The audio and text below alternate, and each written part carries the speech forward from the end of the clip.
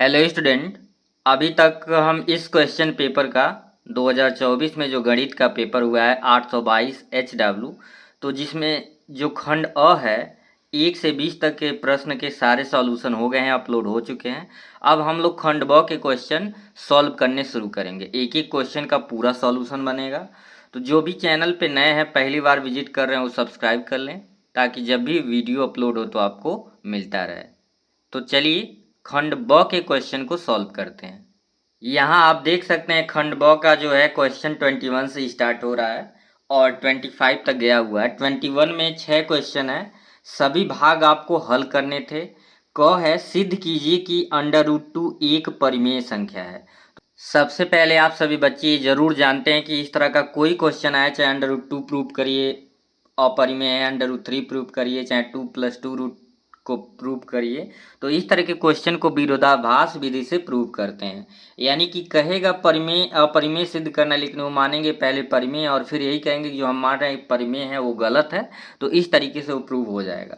जैसे हमें प्रूव करना था √2 क्या है, एक अपरिमेय है, तो हमने मान लिया है विरोधाभास, यानी उसका उल्टा माना कि √2 एक परिमेय संख्या है। और आप जानते हैं दुनिया का कोई भी परिमेय संख्या वो p/q के इक्वल होगा, यानी उसकी फॉर्मेट में होता है तो उसके बराबर हम कंपेयर कर सकते हैं। इसलिए जो √2 हो जाएगा इक्वल टू p/q के हो जाएगा, क्योंकि कोई भी परिमेय संख्या p/q के इक्वल है। अगर इसके जगह पे √3 है तब भी आप यही प्रोसेस करेंगे, √4 है तब भी यही प्रोसेस करेंगे, √5 है तब भी यही प्रोसेस। जहाँ पे ये जरूर लिखेंगे p और q एक पूर्णांक तथा सहअभाज्य, p और q पूर्णांक है तथा साथ में सहअभाज्य। सहअभाज्य का मतलब उसका कॉमन फैक्टर 1 होता है। सहअभाज्य नंबर क्या होते हैं, जिसके कॉमन फैक्टर 1 होते हैं। जैसे मान लो 1/2 लिख दें, 1 एक फ्रैक्शन है तो इसका कॉमन फैक्टर क्या होगा, 1। कोई भी आप ले लो, 4/3 लो, इसका भी कॉमन फैक्टर आपका क्या हो जाएगा, 1 ही होगा। तो दुनिया का कोई भी फ्रैक्शन होता है तो उसका कॉमन फैक्टर 1 ही होता है, उसी को कहते हैं सहअभाज्य, को प्राइम। तो क्रॉस मल्टीप्लाई अब कर देंगे, इसका मल्टीप्लाई इसमें और इसका मल्टीप्लाई इसमें। p का 1 में मल्टीप्लाई हुआ p और q का √2 में होगा q√2। अब क्या करते हैं, सेम प्रोसेस इस तरह के पैटर्न में होता है, दोनों पक्षों का वर्ग करते हैं। स्क्वायर हटाने के लिए दोनों पक्षों का क्या करेंगे, वर्ग करेंगे। तो वर्ग करेंगे, p का स्क्वायर हो जाएगा p² और q√2 का स्क्वायर हो जाएगा q√2 का स्क्वायर। तो p का स्क्वायर p², q√2 का मतलब इसको जब 2 बार मल्टीप्लाई करेंगे q√2 इंटू q√2, तो q का q में हो जाएगा q, इसका √2 का 2 में होगा 2 हो जाएगा, तो इसलिए आ जाएगा 2q²। ठीक है, इसे मान लेंगे इक्वेशन फर्स्ट। आप यहाँ पे ये भी लिख सकते थे कि जो आपका 2 है p² को डिवाइड कर रहा है, इसलिए 2p को भी डिवाइड करेगा। ठीक है, अगर नहीं भी लिखते हैं तब भी चलेगा, कई सारे बुक में ये स्टेप लिख देता है, तो उससे कंफ्यूज आपको नहीं होना है। सिंपल सा लॉजिक कहेंगे सर ये बात कैसे लिख सकते हैं, तो p², एक 2 इसके नीचे चला जाएगा तो p²/2 is equal to q²। तो ये बोल सकते हैं कि p² को 2 डिवाइड कर रहा है तो इसलिए p को भी 2 डिवाइड करेगा। यही बात मैं बोल रहा था यहाँ पे। अब क्या होता है लॉजिक, जो रूट में होता है, जैसे √2 है तो यहाँ पे p और q को छोड़ के 2a या 2b या 2c ऐसे कुछ रख सकते थे। अगर यही 3 होता तो यहाँ पे मैंने क्या रखा होता, 3c, लेकिन रूट में 2 है इसलिए 2a ही रखना है। ठीक है, e की जगह पे कोई भी वेरिएबल यूज कर सकते हैं। तो p को 2a जब रखेंगे समीकरण 1 पे, तो p के जगह पे 2a, ऊपर स्क्वायर है तो square equal to a, right hand side तो ऐसे ही रहेगा। तो 2a का स्क्वायर यानी 2a इंटू 2a तो कितना हो जाएगा, 4a²। ठीक है, अब यहाँ पे आप देखेंगे 4a² इक्वल टू 2q²। ठीक है, तो 2 से 4 को डिवाइड करेंगे 2 हो जाएगा, 2a² इक्वल टू q²। यहाँ आप ऐसे भी लिख सकते थे a² is equal to q²/2। वही रीजन, जिस प्रकार से 2p² को डिवाइड कर रहा है तो 2 से p डिवाइड हो रहा है, फिर उसी प्रकार आप कहेंगे कि 2 से q² डिवाइड हो रहा है तो 2 से q भी डिवाइड होगा।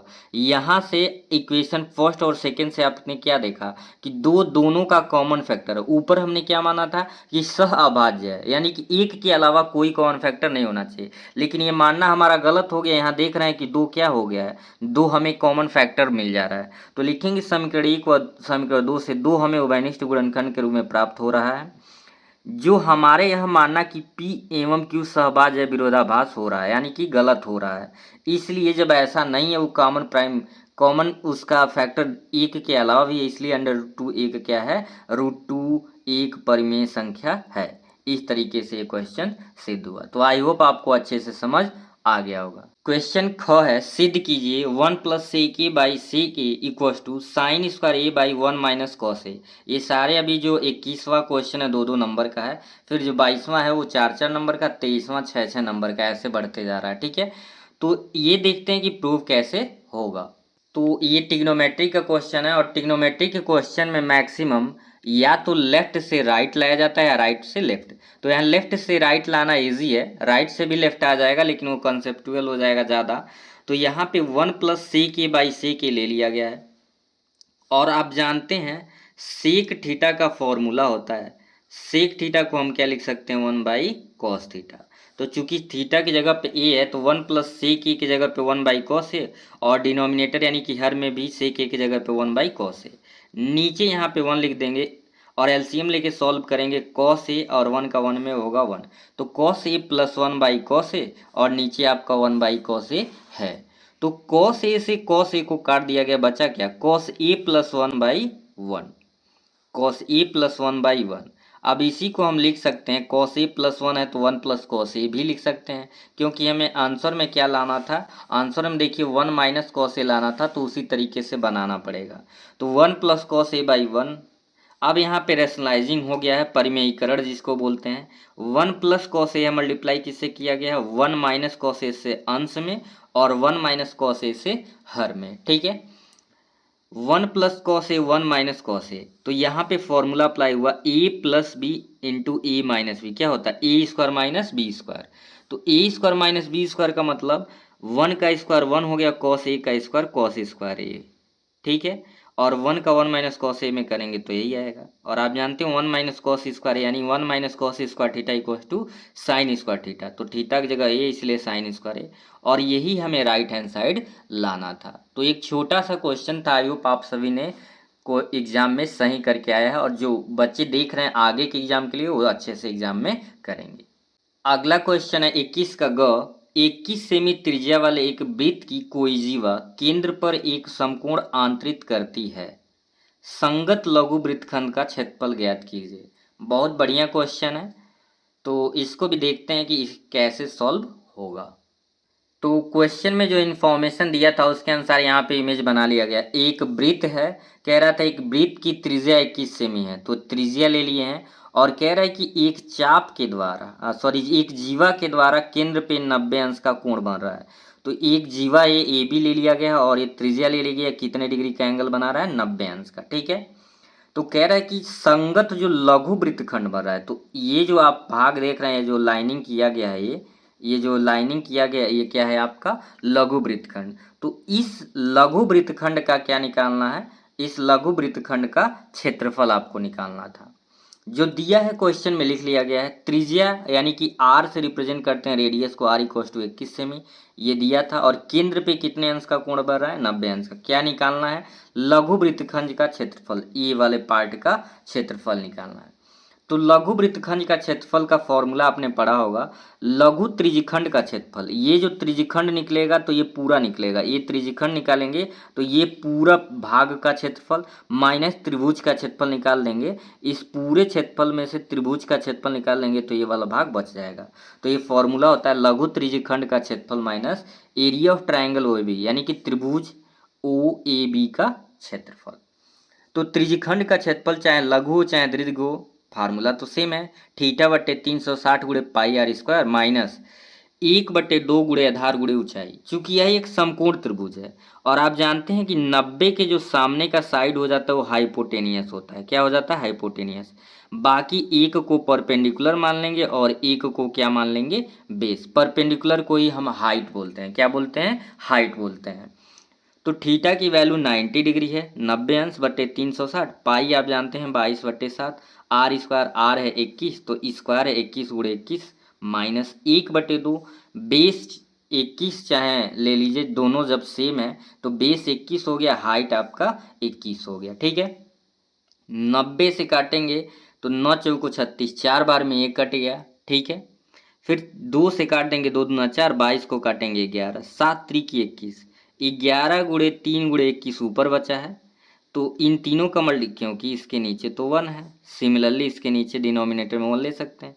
तो 11 गुणे 3 गुणे 21 करेंगे 693 होगा, और नीचे 2, एक सब बचा है, 2 एक का नम 2, यानी कि 2 आ गया। 21 गुणे 21 441 हो गया ऊपर, और नीचे 2 एक का नम 2 हो गया। तो 693 माइनस 441, दोनों का हर समान है, घटाएंगे 252/2 और भाग देंगे तो 126। तो इस जो लघु वृत्तखंड का क्षेत्रफल है वो कितना आ गया, 126 सेंटीमीटर स्क्वायर। तो ऐसे क्वेश्चन को ऐसे इत्मीनान के साथ सॉल्व करना है। आई होप इसको भी अच्छे से समझ गए होंगे। ऐसे कोई भी क्वेश्चन आएगा तो आप सॉल्व करके आएंगे। 21 का जो घ है, कह रहा है निम्नलिखित आंकड़ों का बहुलक ज्ञात कीजिए। ये वर्ग अंतराल दिया हुआ है और बारंबारता दिया हुआ है। तो ये वर्गीकृत आंकड़ा है, और वर्गीकृत आंकड़े के फॉर्मूले का यूज करके इस दिए हुए आंकड़े का क्या निकालना है, बहुलक निकालना है। 2 नंबर का क्वेश्चन है, चलिए देखते हैं कैसे सॉल्व होगा। क्वेश्चन में जो आपका वर्ग अंतराल और बारंबारता दिया था, यानी जो चार्ट दिया था वो यहाँ पे बना लिया गया। वर्ग अंतराल आप देख सकते हैं क्या था, 15 से 20, 20 से 25, 25 से 30, 30 से 35, 35 से 40 और 40 से 45 है। बारंबारता क्या दे रखा है, 3, 8, 9, 10, 3, 2।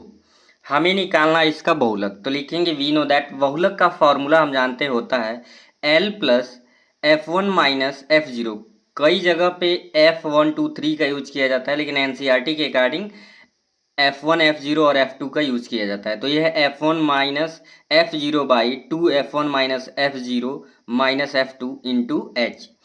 L F0 F1 F2 और H क्या होता है यहाँ पे देख सकते हैं। L को कहते हैं बहुलक वर्ग की निम्न सीमा, F1 को कहते हैं बहुलक वर्ग की बारंबारता। जो बहुलक वर्ग होगा उसी को कहते हैं बहुलक वर्ग की बारंबारता F1। F0 होता है बहुलक वर्ग के ठीक पहले वाले वर्ग की बारंबारता, और F2 क्या होता है बहुलक वर्ग के ठीक बाद वाले वर्ग की बारंबारता, और H होता है वर्ग अंतराल की माप, यानी कितने का डिफरेंस है। अब ध्यान से देखिए, इस फॉर्मूले के अनुसार बहुलक वर्ग जानना हमें पड़ेगा कि बहुलक वर्ग हम लेंगे किसे। तो ध्यान दीजिए, आपको इस कंडीशन में जब भी बहुलक कहेगा तो आपको बारंबारता वाले वैल्यू को देखना होगा, जैसे 3, 8, 9, 10, 3, 2। तो जिसकी फ्रीक्वेंसी, जिसकी बारंबारता सबसे अधिक होती है उसी के सामने, मतलब ये जो देख रहे हैं वर्ग अंतराल, वही होता है बहुलक वर्ग माना जाता है। क्या माना जाता है, बहुलक वर्ग। तो यहाँ 30 से 35 यहाँ बहुलक वर्ग हो गया। अब L क्या होता है, बहुलक वर्ग की निम्न सीमा। तो सबसे अधिक फ्रीक्वेंसी, सबसे अधिक बारंबारता 10 था, ये हो गया बहुलक वर्ग। तो ये होता है निम्न सीमा और इसे कहते हैं उच्च सीमा। तो L की वैल्यू ये हो गया 30, और जो बहुलक वर्ग है वही होता है उसी में F1 बहुलक वर्ग की बारंबारता, ये 10 हो गया। F0 क्या होता है, बहुलक वर्ग के ठीक पहले वाले वर्ग की बारंबारता, F0 हो गया 9, और F2 होता है बहुलक वर्ग के ठीक बाद वाले वर्ग की बारंबारता। तो इस तरीके से L मिल गया, F1 F0 F2, यहाँ पे सारी वैल्यू लिख दिया गया है। अब आपका बचा क्या, बचा है H। H को कहते हैं हम, H को कहते हैं कि वर्ग अंतराल की माप। तो ये डिफरेंट जितने का होता है 15 से 20, 20 से 25, ये सारा डिफरेंस सेम होना चाहिए। अगर सेम नहीं है तो फिर उसको सेम बना के तब करना पड़ेगा सॉल्व। तो ये देखेंगे तो 5 5 का डिफरेंट है, उसे ही कहते हैं वर्ग अंतराल। तो यहाँ पे आपका वर्ग अंतराल भी 5 आ गया, ठीक है। अब ये सारे वैल्यूज को हमें क्या करना है, फॉर्मूले में पुट कर देना है। एक एक करके वैल्यू को हम क्या करेंगे, फॉर्मूले में पुट करेंगे। बहुलक का फॉर्मूला जो था L plus F1 minus F0 by 2 F1 minus F0 minus F2 into H। L की वैल्यू क्या है 30, तो 30 प्लस F1 की वैल्यू 10 है, माइनस F0 की वैल्यू 9 है, बाई 2F1 यानी 2 इंटू 10। फार्मूले देखते रहेंगे। F0 की वैल्यू देखिए क्या है 9, और माइनस F2 की वैल्यू 3 है, इंटू H की वैल्यू यहाँ पे क्या है 5 है, ठीक है। तो सारे वैल्यूज को रख दिया गया है। 30 को ऐसे ही लिखेंगे, 10 में से 9 को सब्ट्रैक्ट करेंगे 1, 2 10 20 यानी 10 दूना 20, 9 और 3 हो जाएगा 12, माइनस माइनस जोड़ लेंगे, साइन माइनस का रहेगा, इंटू 5। 5 ऐसे ही है नीचे, तो 5 के नीचे 1 लिख सकते हैं, ऊपर का ऊपर गुणा होता है, नीचे का नीचे। अगर ध्यान दीजिए 5 एक का नम 5, 20 में से 12 को घटाएंगे 8, तो 30 तो ये पूर्ण रूप है, यानी कि पूर्णांक है। 5/8 को डेसिमल में जब सॉल्व करेंगे, 8 से 5 में भाग देंगे तो यहाँ पे आप देख सकते हैं 0.625 आ जाएगा। 30 में जब जोड़ेंगे 30.625, इस क्वेश्चन का आपका करेक्ट आंसर है। आई होप आपको समझ आ गया हो। कोई भी कंफ्यूजन है तो एक बार वीडियो को रिपीट करके देखें या कमेंट सेक्शन में उसको पूछ सकते हैं। क्वेश्चन नंबर 21 का ये अंग है पार्ट, पांचवा क्वेश्चन है। उस बिंदु के निर्देशांक ज्ञात कीजिए जो बिंदुओं 4 - 3 तथा 8 5 को जोड़ने वाले रेखाखंड को 3 संबंधी 1 के अनुपात में अंतः विभाजन करते हैं। क्या करते हैं? अंतः विभाजन। तो ये देखते हैं, बहुत एक सिंपल सा क्वेश्चन है निर्देशांक ज्यामिति का, कैसे सॉल्व होगा। क्वेश्चन में दिए गए इन्फॉर्मेशन के अनुसार यहाँ पे बना लिया गया। कह रहा था 4 - 3 एक बिंदु था और दूसरा 8 5 था।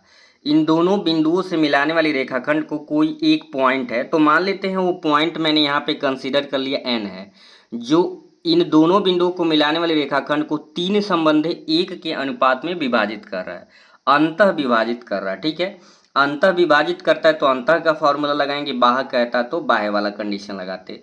तो यहाँ पे मान लिए हैं कि 4 - 3 और 8 5 को एक पॉइंट n है जो 3 संबंधी 1 के अनुपात में इस ए बी पॉइंट को क्या कर रहा है? डिवाइड कर रहा है, ए बी रेखाखंड को। हम मान लिए कि इस पॉइंट का जो 3 संबंधी 1 के अनुपात में जो पॉइंट ए बी को डिवाइड कर रहा है उस बिंदु का निर्देशांक x, y है। बाकी इसे x1 y1 x2 y2 मानते हैं।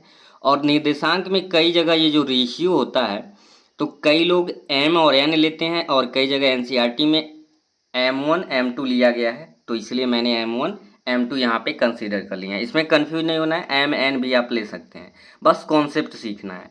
माना बिंदु का निर्देशांक x, y है। By using formula, section formula, जब दो बिंदुओं को कोई एक बिंदु किसी रेशियो में डिवाइड करता है क्या होता है?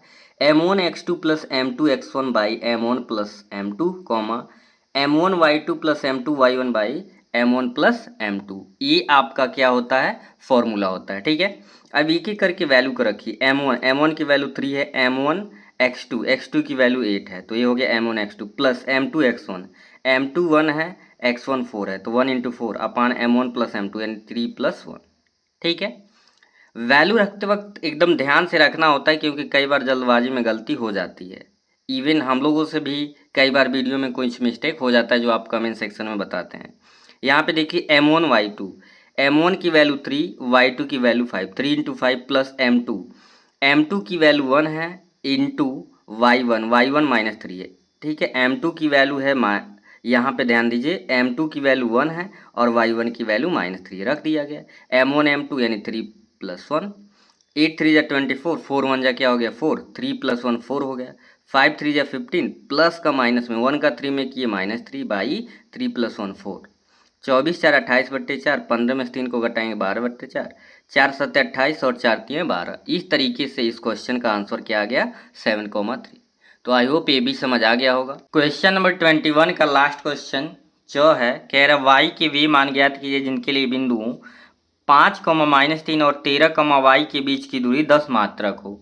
ये दो बिंदुएं दिए हैं, इनके बीच की दूरी 10 मात्रक दे दिया है और इस कंडीशन के लिए y के मान बताने हैं कि क्या क्या वैल्यूज उसके हो सकते हैं। तो चलिए देखते हैं इसका सॉल्यूशन। यहाँ पे जो क्वेश्चन में आपके इन्फॉर्मेशन दिया था उसके अनुसार इमेज बना लिया गया है। ये जो बिंदु 5, -3 है इसको ए मान लिया गया, दूसरा जो बिंदु है 13, y इसे बी मान लिया गया और ए और बी यानी इन बिंदुओं के बीच का डिस्टेंस 10 यूनिट है। तो यहाँ पे केवल आपको वही डिस्टेंस वाला फॉर्मूले का कॉन्सेप्ट लगाना है। लिखेंगे यहाँ पे वी नो दैट डिस्टेंस का फार्मूला होता है √x2 - x1 का whole square plus y2 - y1 का होल स्क्वायर। चूँकि डिस्टेंस इन बिंदुओं के बीच क्या दे दिया है? d 10 दे दिया है तो d के जगह पे 10 रख दिए हैं। x2 की वैल्यू 13 है तो 13 - x1 की वैल्यू 5, तो 13 - 5 का होल स्क्वायर प्लस y2 की वैल्यू y है, ये माइनस और ये -3, तो ये प्लस का 3 हो गया होल स्क्वायर। 13 से 5 घटाए तो क्या आ गया? 8 आ गया। ठीक है, तो 8 का स्क्वायर और a प्लस बी का होल स्क्वायर, ए स्क्वायर प्लस बी स्क्वायर यानी ए की जगह पे y है तो y का स्क्वायर, बी की जगह पे 3 है तो 3 का स्क्वायर प्लस 2ab यानी 2 × a की जगह पे y, b की जगह पे 3, 2 × y × 3, 2 गुणे y गुणे 3, 10। अब क्या कर रहे हैं यहाँ पे, चूंकि इधर आपका क्या है, इधर आपका रूट है और इधर आपका रूट नहीं है, तो रूट हटाने के लिए हम दोनों पक्षों का क्या कर दिए यहाँ पे वर्ग। आप यहाँ पे चाहें तो इस लाइन में आप लिख सकते हैं, ये करने से पहले दोनों पक्षों का क्या करने पे? वर्ग करने पे। तो दोनों पक्षों का स्क्वायर मतलब 10 का स्क्वायर, ये पूरे रूट में जो भी वैल्यू है उसका स्क्वायर। तो 10 का स्क्वायर आपका क्या हो गया, 100 हो गया। और 8 का स्क्वायर होता, स्क्वायर से रूट समाप्त हो गया। 8 का स्क्वायर 64, वाई का स्क्वायर वाई स्क्वायर, 3 का स्क्वायर 9 और 2 23 है। अब मैंने क्या किया, ये सारी वैल्यू लेफ्ट हैंड में लिख दिया और ये वैल्यू राइट हैंड में। तो ये वैल्यू देखिए, वाई स्क्वायर प्लस 6y, 64 और 9 जोड़ेंगे तो 73 होगा। और ये इधर आ गया, ये प्लस है इधर आ गया, राइट से लेफ्ट में ले जाएंगे, साइड कोई भी चेंज होता है, प्लस है तो माइनस, माइनस है तो प्लस। ये प्लस इधर गया माइनस हो गया, y square plus 6y plus 73 minus 100 करेंगे, 100 में 73 तो माइनस 27। जो वैल्यू बड़ी होती है साइन उसी का होता है वहाँ पे, ठीक है।